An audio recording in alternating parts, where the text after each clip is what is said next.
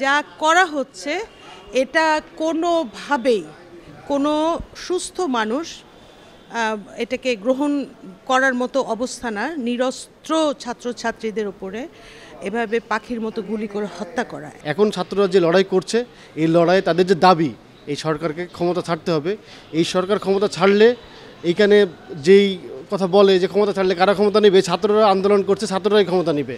আমি মনে করি ছাত্রদের এই যোগ্যতা আছে, তাদের এই সম্ভাবনা আছে, তারা লড়াই করে এই লড়াইয়ে জিতবে এবং এই ক্ষমতা আসবে। আমরা তাদের সাপোর্ট করি। ছাত্ররা আন্দোলন শুরু করেছে, তখনই প্রধানমন্ত্রীর উচিত ছিল মানে এটাকে মেনে নেওয়া, আর সেটা না মেনে নেওয়ার কারণে আজকে দেশের এই পরিস্থিতি।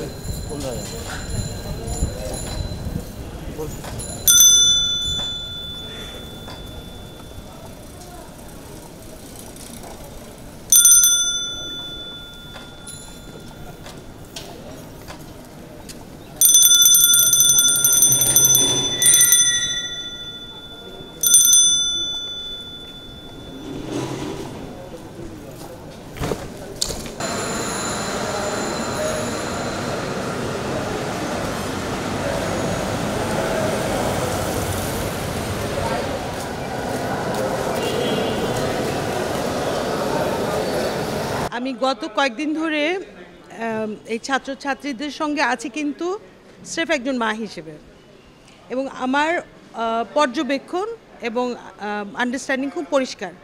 যা করা হচ্ছে এটা কোনোভাবেই কোনো সুস্থ মানুষ এটাকে গ্রহণ করার মতো অবস্থা না। নিরস্ত্র ছাত্রছাত্রীদের উপরে এভাবে পাখির মতো গুলি করে হত্যা করা এক।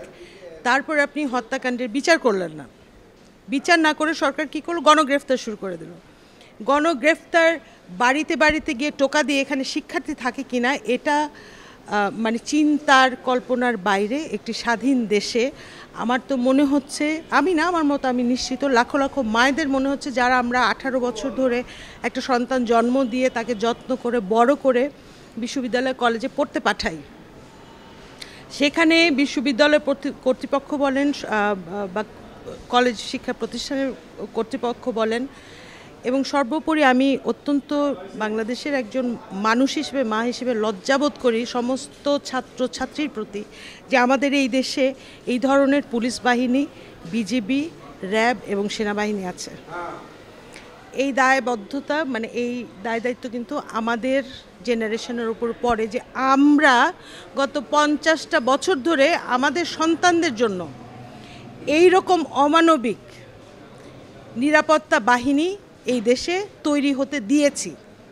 এখন করণীয় কি? করণীয় হচ্ছে যথেষ্ট হয়েছে। অনেক বছর ধরেই মানুষ বলছে এনাফ ইজ এনাফ।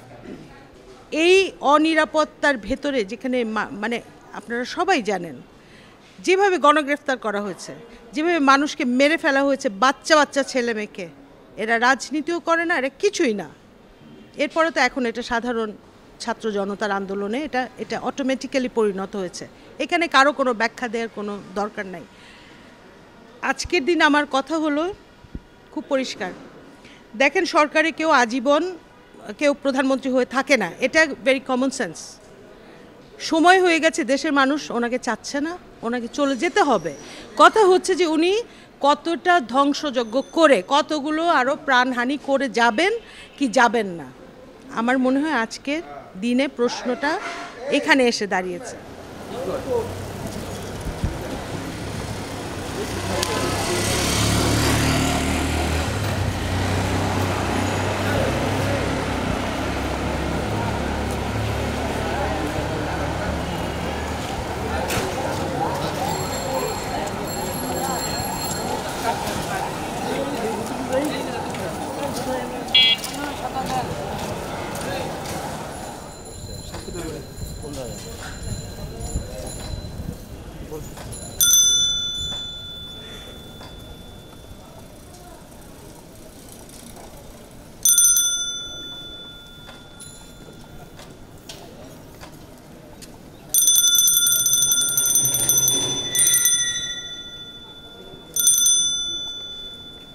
সেই কারণে ওই ভাইস চেয়ারম্যানে আমার ওই করতেছে।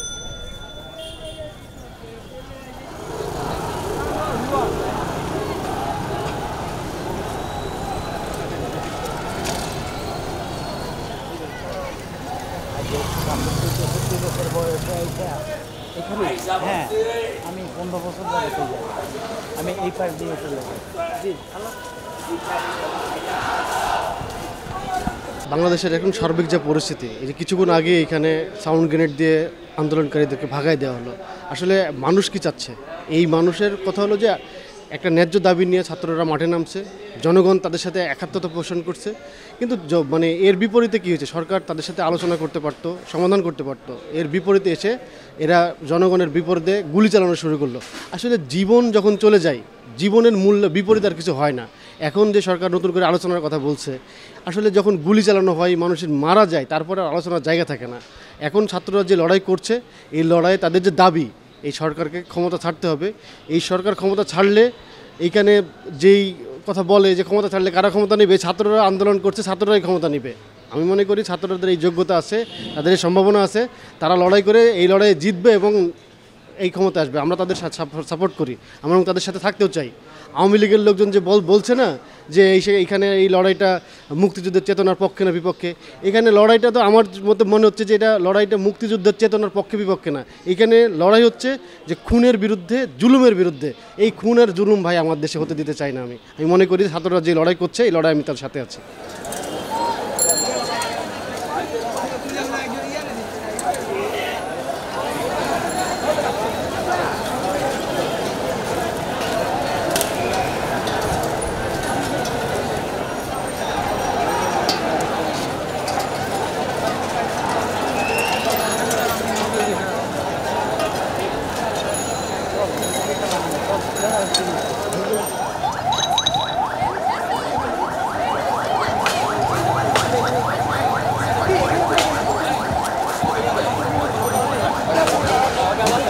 শত শত ছেলে মেয়ে আপনার প্রাণ যাচ্ছে, এটা তো আমাদের জন্য কাম্য নয়। তারপরে এখন যেহেতু সবাই চাচ্ছে না যে দেশের সে কিছু মানে সে থাকুক কিংবা কিছু ইয়া করুক, সেহেতু এখন তার একটা এসে তাকে বসা উচিত কিংবা পরিস্থিতি শান্ত করা উচিত। সেখানে শান্ত হচ্ছে না, বরঞ্চ আরও বেশি দিন দিন বেড়ে যাচ্ছে। দেশের অবস্থা খারাপ হয়ে যাচ্ছে।